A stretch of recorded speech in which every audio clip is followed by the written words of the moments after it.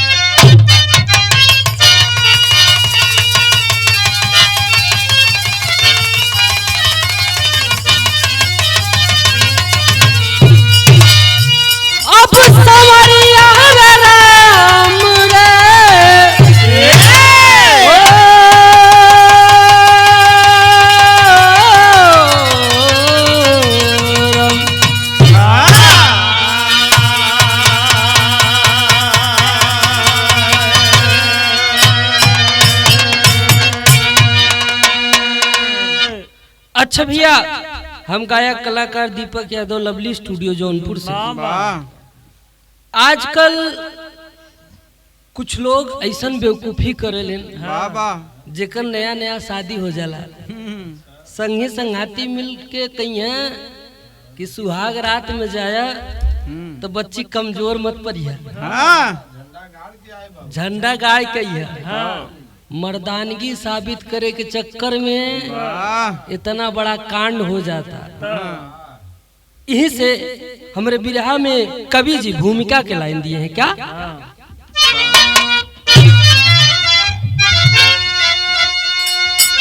नशा नाश करती है जब गलत मिलती संगत, मिला ना सहारा तब बिगड़ जाती रंगत। खुदा से भी बढ़कर जो बनना है चाहा, अंतिम समय में ही लग जाती पंगत। मर्द जो मर्दानगी दिखाने चला है, अरे अपनों को खोया न मिला पाए जन्नत। अब किसी पे भरोसा रहा ना गया, उजड़ी है दुनिया बिखर जाती रंगत।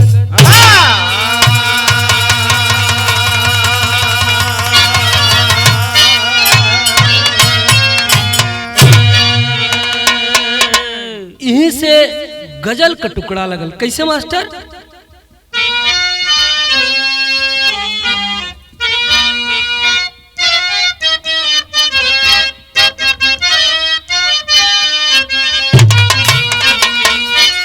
कोई बंदा अपने परवरदिगार से कहता है क्या? आए मुसाफिर भटकता है क्यों दर बदर, दोनों आलम का रहबर मदीने में है। आए मुसाफिर भटकता है क्यों दर बदर, आए मुसाफिर क्यों दर बदर, दोनों आलम का रहबर मदीने में है। आए मुसाफिर भटकता है क्यों दर बदर। लेकिन कवि जी भाव में बड़ा सुंदर लाइन दिए हैं क्या?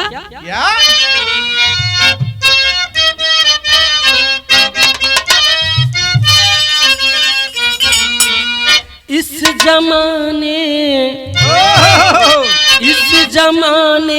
में दिलदार सबको मिला, लेकिन गम के ये आंसू रुके ही नहीं। इस जमाने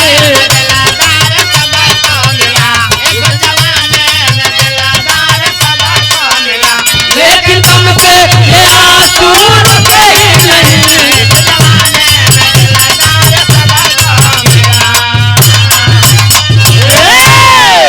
यहीं से हमारे बिरहा में कहानी का शुरुआत भइल। कैसे मास्टर?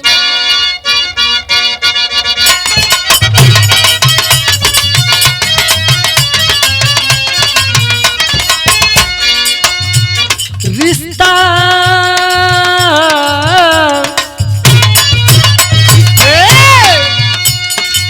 रिश्ता रिश्ते से पहचान को कराती है, रिश्ता रिश्ते को पहचान को कराती है, पराया अपनों में सच्चाई को दिखाती है।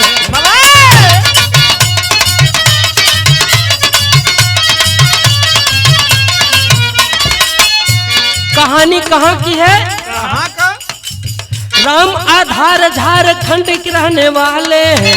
राम आधार झारखंड के रहने वाले हैं। पत्नी पर मीला के वरमाला घर में डाले हैं।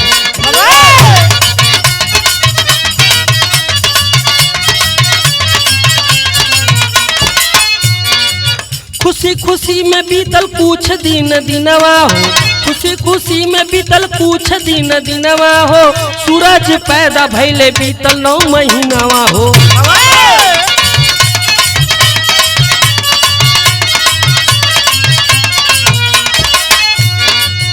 2 साल बीता। 2 साल बीता फिर अपार खुशी छाई है। 2 साल बीता फिर अपार खुशी छाई है। रीना बिटिया भइल पर मीला बनी माई है।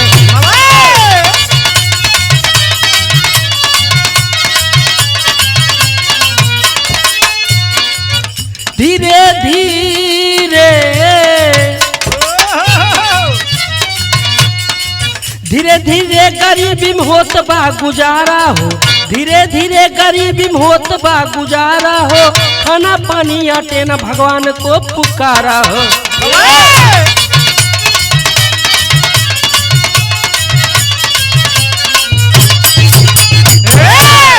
ये भैया कहानी समझ लीजिए। झारखंड में राम आधार जेकर पत्नी के नाम परमिला बतावल गई।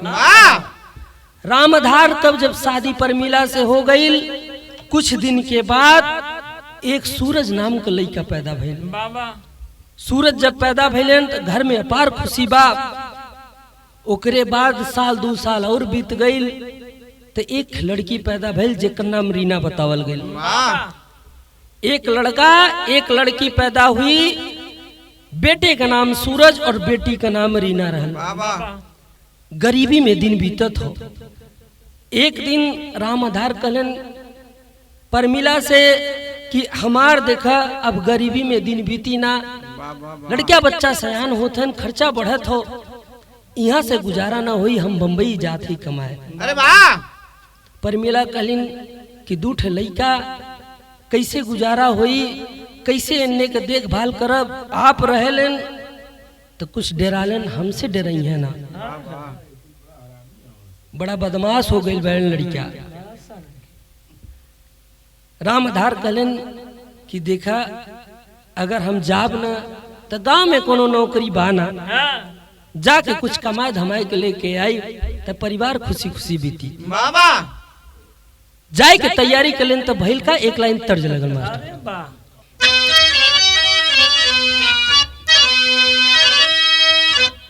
अरे ननदी भौजैया दुनौ एक समहुरिया, दुनहुन कपिया परदेसिया हो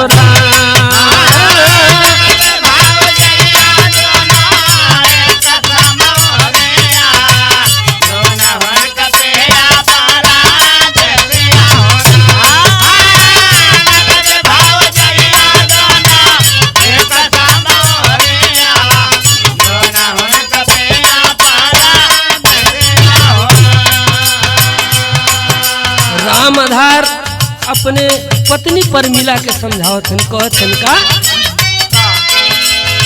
राम आधार कहे कैसे हुई है गुजरावा। राम आधार कहे कैसे हुई है गुजरावा। परब नौकरिया जाई बम्बई में, कैसे हुई है गुजरावा।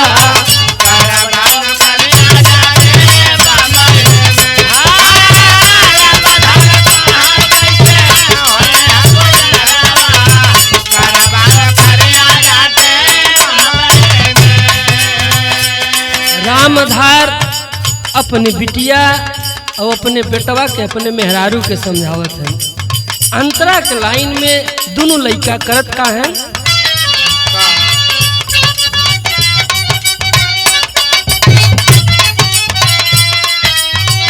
सूरज रीना बिटिया रोवे भर नजरिया।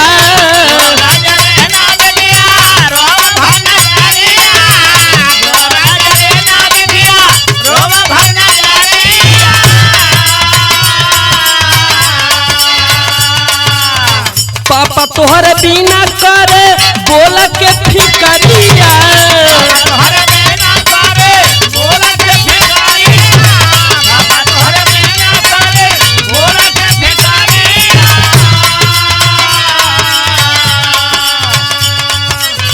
परमिला मतारी कहे रोवजन सुगनावा परमिला मतारी कहे रोवजन सुगनावा पापा जल्दी आई गई है बम्बई से परमिला मतारी कहे रोवजन सुगनावा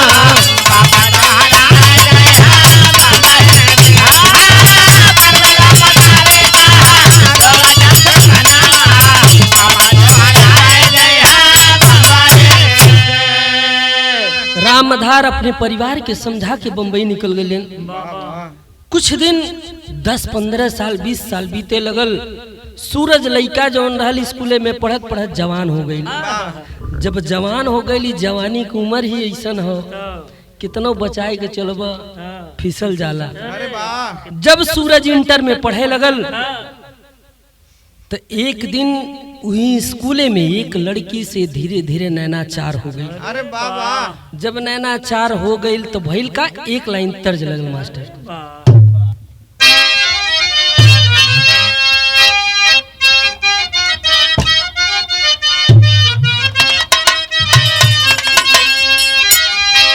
कोनो 16-17 साल के लड़की के 22-23 साल के लड़का से बियाह हो गई। लड़किया अपने भौजाई से कहत हो का हो? अरे हम बानी 70 बलमुआ 23 साल के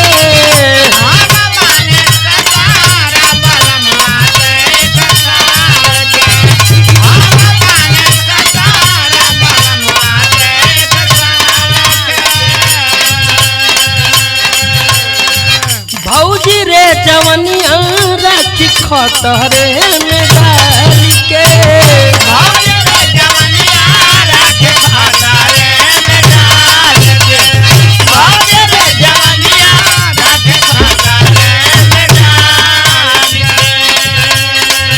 हम बानी 70 बलमुआ 23 साल के भौजी रे जवनिया राखी खतरे में डाल के केतना होई नीमन तासुतई बेनु करी केतना होई नीमन तासुतई बेनु करी एतना फरक बाऊ मरिया में कमरिया तू खाई बेनु करी एतना फरक बाऊ मरिया में कमरिया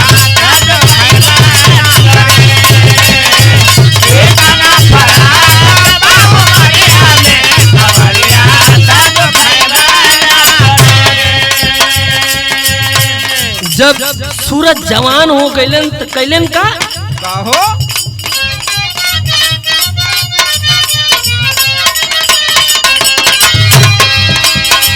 धीरे धीरे सूरज जवान हो गइले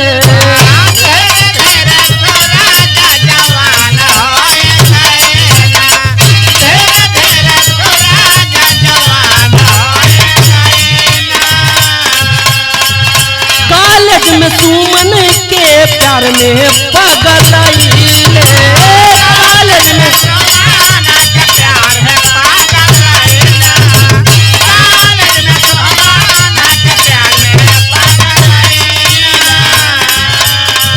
बन के दुल्हन घरवा हमरे बेनु करी बन के दुल्हन घरवा हमरे बेनु करी ज्यादा न फरक बाऊ मरिया में दरिया तक कई बेनु करी ज्यादा न फरक बाऊ मरिया में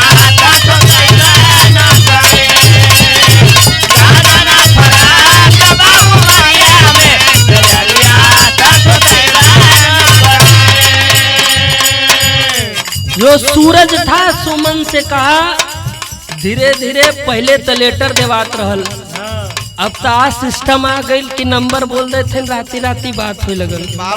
जब रात रात बात हुई लगल, आजकल तो वीडियो कॉलिंग का सिस्टम बा कि जानू थोड़ा एकांत में चलो ना, देखने का मन कर रहा है। बाथरूम में जा रहे हैं लोग और जब वीडियो वायरल हो जाला तो कुल बाथरूम हेरा जाला वीडियो कॉलिंग हो जाला। सूरज सुमन से कहे कि देखो सुमन, हम तुम्हारे बिना रह नहीं पाएंगे। और सुमन भी बोल रही है कि सूरज हम भी तुम्हारे बिना रह नहीं पाएंगे। जब नया नया प्यार रहा तो खूब चांद तारा तोड़ा। दोनों लोग कसम खाने लगे। सूरज कहता है कि तुम अपने मम्मी पापा को मना लो, हम अपने मम्मी पापा को मना लेंगे। सूरज अंतरा के लाइन में सुमन से कह रहा है क्या?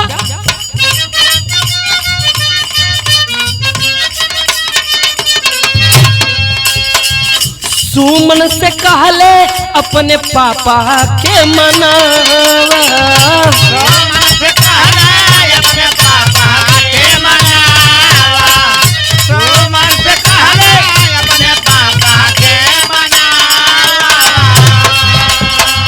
तोहरा बिना जीना पाई बात ना बनावा, तोहरा बिना जीना पाई बात ना बनावा, तोहरा बिना जीना पाई बात ना बनावा।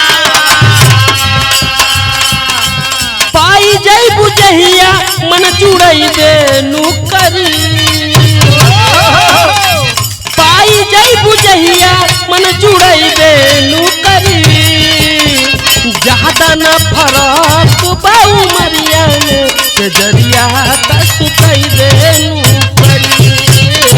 ज्यादा न फरक बाऊ मरिया में से जरिया सुतई दे नुकरी। ज्यादा न फरक बाऊ मरिया में से जरिया सुतई दे नुकरी। सुमन से जब बात होने लगी, सूरज बोला कि अपने मम्मी पापा को मना लो। सुमन अपने मम्मी पापा को मना ली और सूरज स्कूल से जब घर पे आए कुछ दिन के बाद अपने मम्मी परमिला से कहलन कि मम्मी, मैं एक लड़की से प्यार करता हूँ, अगर मेरी शादी नहीं होगी तो मैं मर जाऊंगा। आजकल का लड़का यह धमकी दिलन। नया जवानी नई खून, तनिक ऊपर नीचे देख लेते तो ऐसा लागत कि बस करा भी नहीं समार बियाह हो जाए। सुमन अपने घर वालों को मना ली और सूरज अपने मम्मी से जब बोलता है, मम्मी सोचलिन का केल लइका बा, अगर बतिया न मानब कल का कुछ ऊंच नीच कर ले तो हमार बुढ़ाई का सहारा की बनी। परमिला फोन कई के राम आधार से कहलिन का कहलिन, एक लाइन तर्ज लगल मास्टर।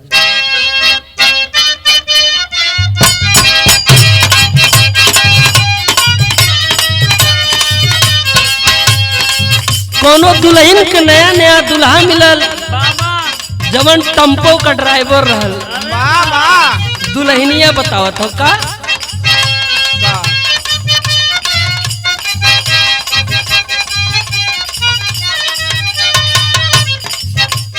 हाल का कही पियावा के बिना चलुए इंजन चपता,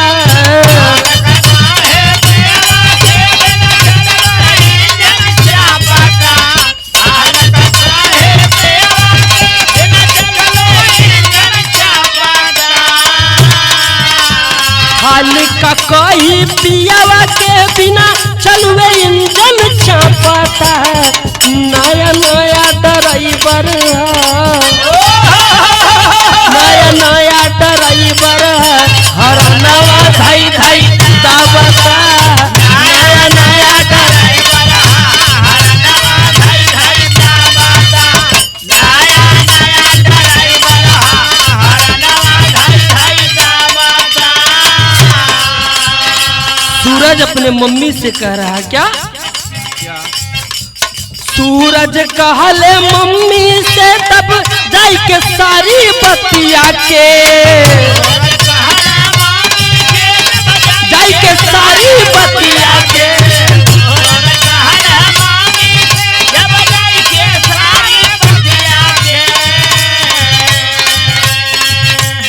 सूरज कहले मम्मी से तब जाई के सारी बतिया के, सुमन बिना न जी पाइब हम, सुमन बिना न जी पाइब हम, बनाई जीवन सतिया के, सुमन बिना न जी पाइब हम।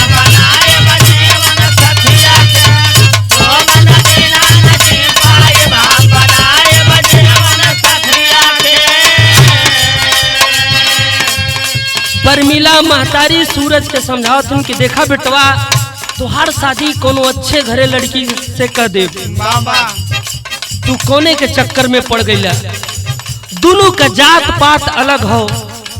महतारी समझावत है कि बेटवा, गांव में अगर शादी हुई तो नाक कट जाई कि फलाने का लइकवा दूसरे कास्ट का लड़की से शादी कर ले। सूरज जिद कर के 2 दिन खाना नहीं खाएगा, जाके घर में सो जाता है। जब मम्मी बार बार जगाती है तो वह नाराज होकर सोया रहता है, कहता शादी करत तो सुमन से करो। 12 जवानी अंतरा के लाइन में कहना बका,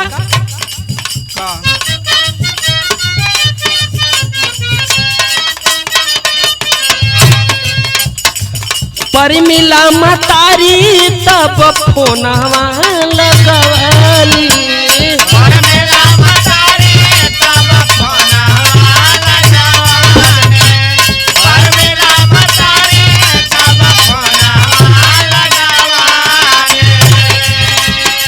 रामधार के सारी बात समझवाली,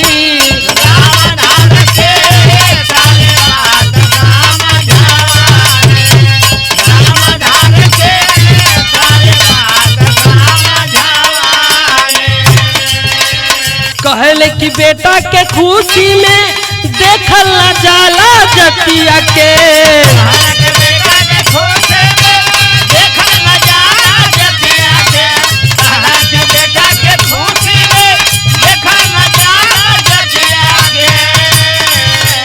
कहले कि बेटा के खुशी में देखल न जाला जतिया के, सुमन बिना न जी पाइब हम, सुमन बिना न जी पाइब हम, बनाई जीवन सतिया के, सुमन बिना न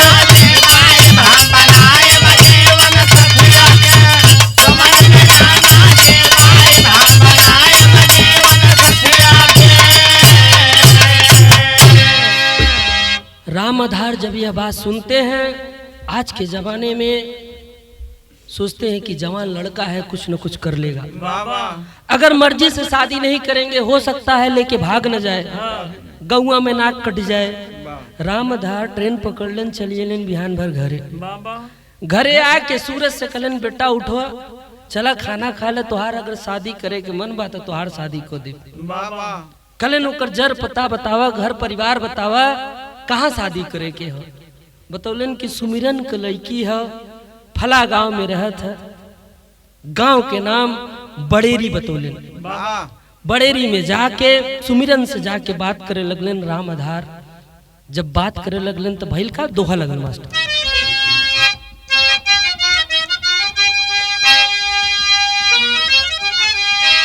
रामधार तब सुमिरन समधि से जाके किए हैं बात, दिन धराइल शादी के आइल खुशी की रात।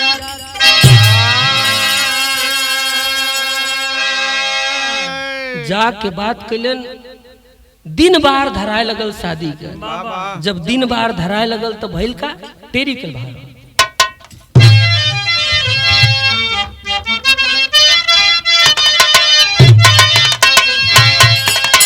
जवानी जोड़ीदार मिल गया, अरे राम जवानी जोड़ीदार,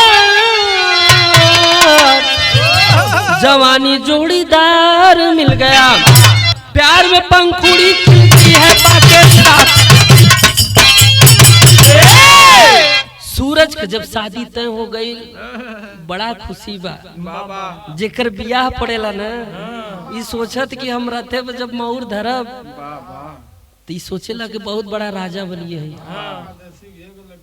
देसी घी के लड्डुए फूटत हो, सब जीजा जीजा भैया भैया कहेले।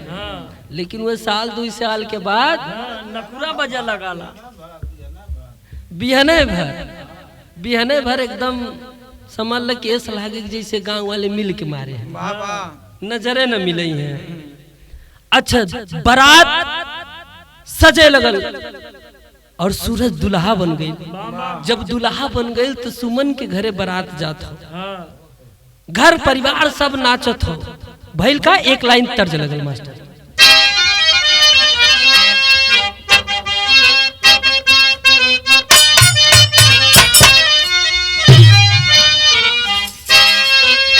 सुहाग रात के बात बा, कोनो दुल्हा अपने दुल्हन का कलाई पकड़े बा, कहते है सैया कलैया छोड़ द, कंगना पहिरे टूट जाइए। कहत हो का कि नरमी कलैया सुकुआर हो, नरमी कलैया सुकुआर हो, चुभी जाल कंगनवा, नरमी कलैया सुकुआर हो।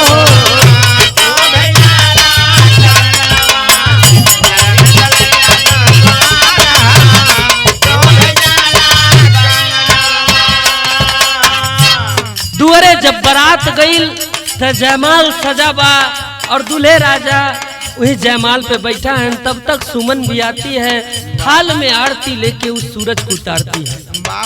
कहना है का हो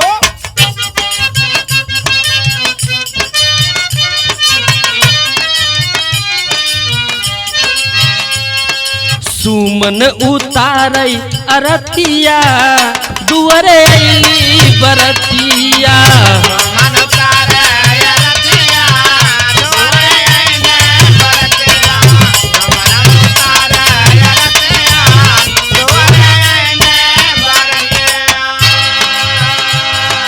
गारी गाँव मिली अवरतिया, गारी गाँव मिली अवरतिया, दुअरे अइली बरतिया।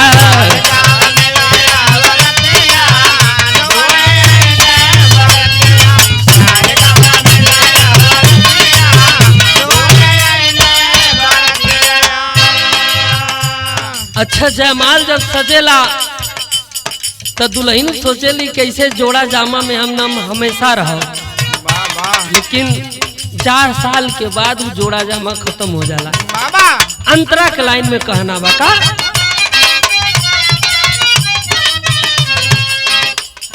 मम्मी पापा मिलजुली देले आशीर्वाद हो,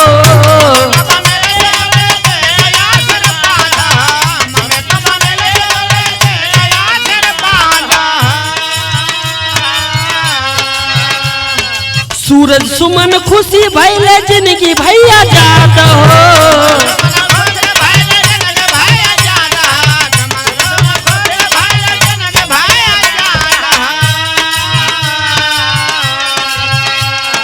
करे खातिरदारी मिल घर तीजा,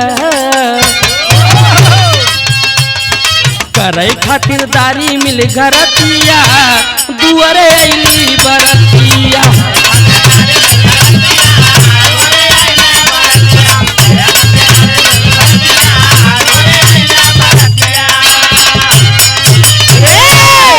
शादी संपन्न हो जाती है, खुशी खुशी शादी हो जाती है। जब शादी हो गई तो एक परंपरा हो कि शादी हो बिहान भर विदाई के समय होला। जब विदाई होए लगल तो सुमन के मम्मी पापा रोवे लगले, कहलन कि हमरे के बिटिया बा भैया बड़ा प्यार दुलार से पाले भाई, लेके जइहा कोनो दुख तकलीफ ना हो। सूरज कहे कि इनके हम चाँद तारा की तरह प्यार करो, जवन कहिए तवन देव, प्यार कैले बानी। अच्छा भैया, जब विदाई हो गई तो भइल का झूमर लगल,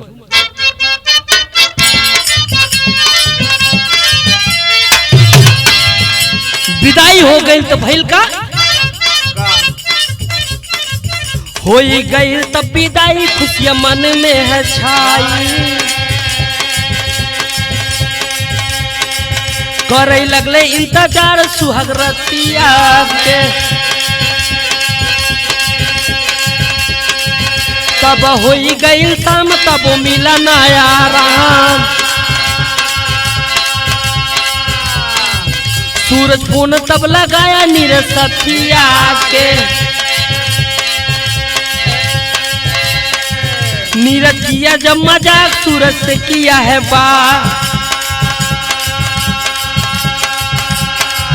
मजा कैसे आज आई सूरज रतिया के दवा नशा का मंगाई सूरज दिया है खिलाई कहे होई अब लड़ाई सुहाग रतिया के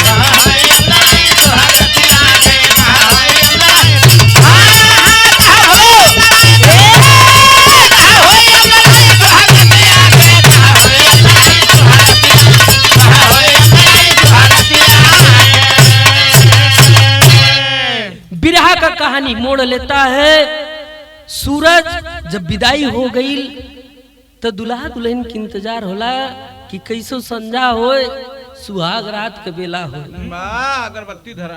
अगरबत्ती धराई सूरज संजा हो गई तो फोन करे एक होकर दोस्त रहल जेकर नाम नीरज रहल अरे वाह नीरज कलेश का पट्टे नारियल फोड़ले कि ना आज तो संजा के लड़ाई हुई कलेश की हाँ यार लेकिन हम सोचे थे कि दैया मार बड़ा टूटत हो कुछ मिजाज पानी बन जात तो ठीक रहत बुलास कहे प्राइमरी स्कूले पहिया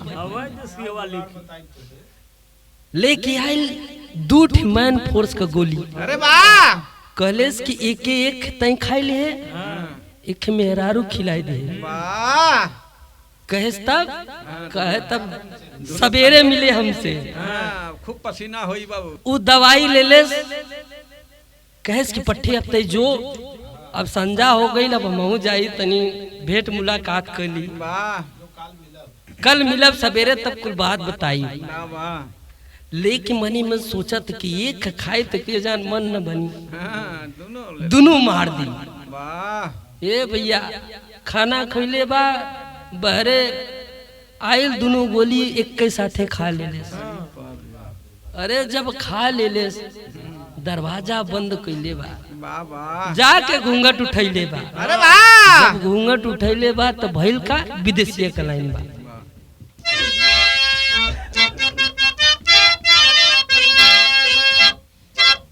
आइल सुहाग रात सूरज माने नहीं एको बात नशा में देखा पापी बनल निरदैया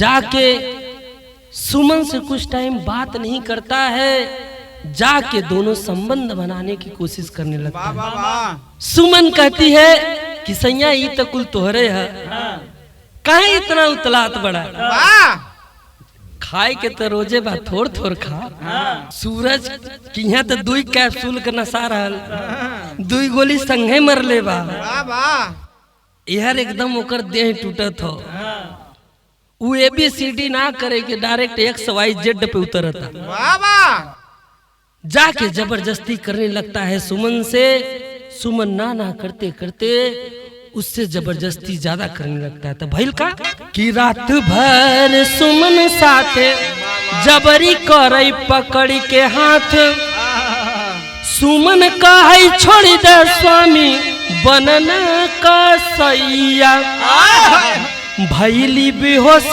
तब सुमन के नाही आवे होश हाय रे विधाता कैसन मिला मोरो सैया ये भैया इतना जबरदस्ती कर दिया उस सुमन से कि रात में सुमन आधी रात में जाते जाते वो बेहोश हो गई जब बेहोश हो गई तो भइल का धीरे धीरे भोर भइल घरवा में शोर भइल हॉस्पिटल न जाई पवली उड़ी गई चिरैया सुमन जब बेहोश हो जाती है भोर होता है सूरज जाके अपने मम्मी से बताता है कि सुमन उठ नहीं पा रही है मम्मी गईलिन, जब देखलिन सुमन का हाल, उठा के ले जाके हॉस्पिटल लेके जाए लगले। बीच में ही सुमन दम तोड़ देती है। जब दम तोड़ देती है, सुमन के मायके फोन करते हैं। सुमन के मम्मी पापा जब खबर पौलेन, अलेन अपने बिटिया का हाल देख लेन। इधर ही बेवकूफवा जौन 2 गोलियां खाए रहा, पगलवन मतीन बैठा बा। अब लोग करे तो का करे, अपन मर्दानगी साबित करे के चक्कर में अपने ही परिवार, अपने ही बीबी के मौत कर दिल। ऐसा ऐसा दुनिया में पापी पड़ा है। यहीं से पापट लगल। कैसे मास्टर? अरे पुलिस सुबह सूरज के उठाई लाई थानावा पे, पुलिस सुबह सूरज के उठाई लाई थानावा पे, पूछे कैसे मरली तो लुगाई लाई थानावा पे।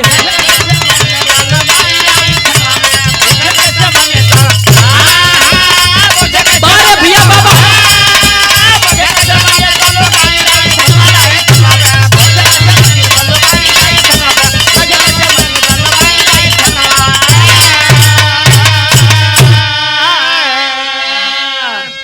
पुलिस लोग पूछते हैं सूरज से कि बताओ तुम्हारी बीवी मरी कैसे?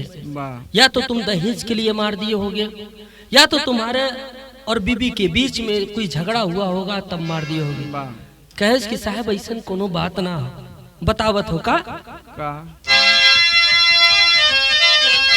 सूरज कहे हम घर में सुतली, अपने रूम में जाई हो, नशा के गोली खैली रात भर, तबो न जियरा चुड़ाई हो। नीरज के पुलिस लिया है उठाई लाई थानावा पे, पुलिस सामने टूटा देख कसाई लाई थानावा पे।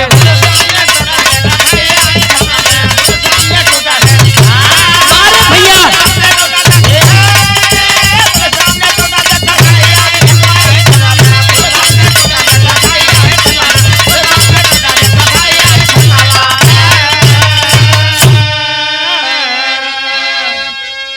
पहले तो 10 मिनट तक इधर उधर बताया कि गए सोई गए, हमके पता नहीं साहब, पता नहीं का हो गया। जब उल्टा टांग के लगलिन मारे तब बताया कि साहब मैंने मैन फोर्स की 2 गोली खाया था। कहे बता दिया कौन था? कैस कि मेरा एक दोस्त नीरज दिया था। पुलिस कलन के जाओ हुक पकड़ के लेके आओ, उसको भी पकड़ के लेके आए।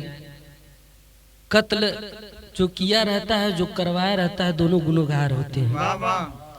दोनों के पकड़ के जेल में उल्टा टांग के लगले न मारे। कुल बतावे दिल में थोड़ी थोड़ी सी नादानी इंसान का जान ले लेता है। पहल का आल्हा के लाइन में कहना है,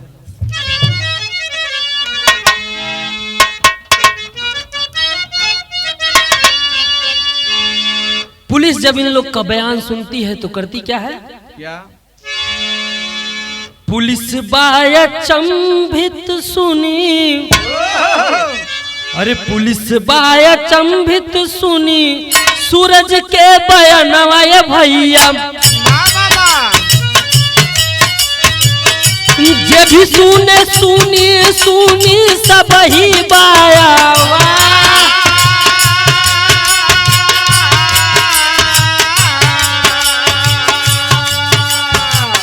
पड़े लगली मार नीरज, बतिया बताई दियल,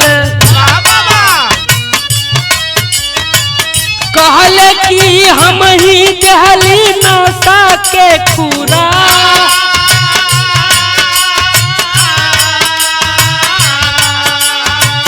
पीटी पीटी छतिया माई, रोवे भरी नया नवाए भैया, रामधार पर मिला के मिलल ना सुखा।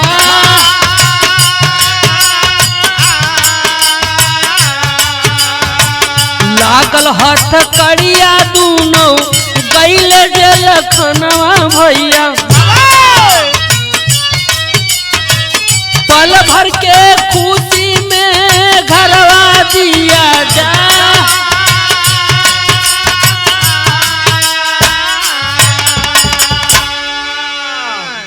दोनों लोग को हथकड़ी लगती है और सुमन का उनके मम्मी पापा ले जाके अंतिम संस्कार करते हैं। बाबा और इधर रामधार और जो परमिला सूरज के मम्मी पापा रहलन कहलन कि ऐसन बेटवा हमरे कोखी में जन्म गई बाबा कि हमार नाक कटा दिले, बल्कि भाग गई हो उतना इज्जत न जात, लेकिन आज ही जमन कर्म कर दिलस ऐसे हमार गौवा में नाक कट गई। वाह खड़ी के लाइन में कहना बका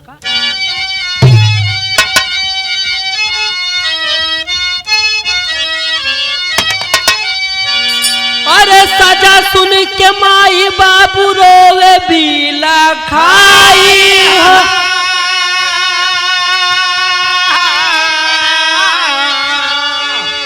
कि कोखिया में जन्मल बेटा, अरे कोखिया में जन्मल बेटा बनला कसाई हो।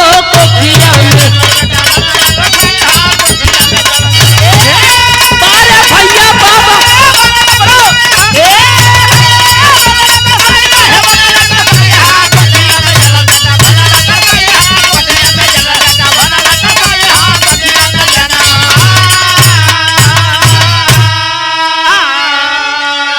परमिला कहलिन कि ऐसन बेटवा हमरे कोखी में जन्म गईल, हम कसाई का रूप धैले बा।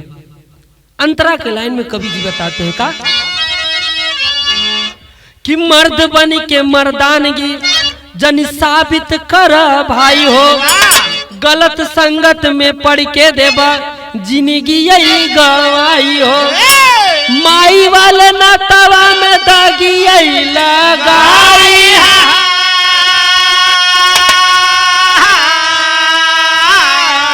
कि कोखिया में जन्मल बेटा बनल कसाई हो। कोखिया में जन्मल कवि जी कहलन कि मर्द बन के मर्दानगी मत साबित करा। मर्दानगी साबित करे को तो बॉर्डर पे जाके लड़ा। घरे में मेहरारून से मर्दानगी करत है। कहना है क्या हाय रे जमाना कैसन आइल बा समैया, होई तब धोखा जितना करब भलैया। बन के माली बगिया में आगिया लगाई।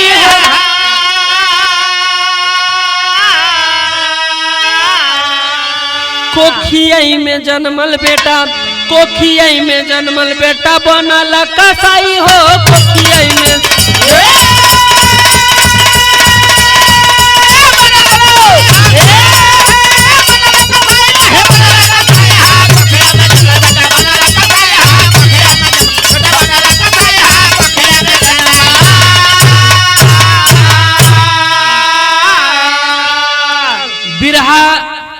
बिरहा व्यू के लिए नहीं गा रहे हैं।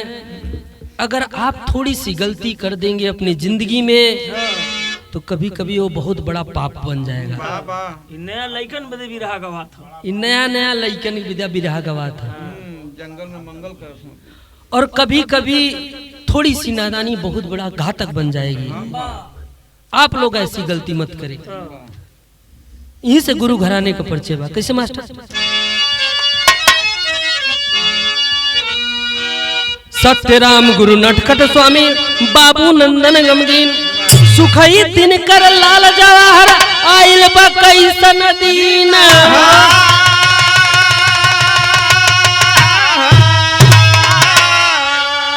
जवानी जोड़ीदार मिल गया, दीपक दयाराम के बनल रहे जिंदगानी। जवानी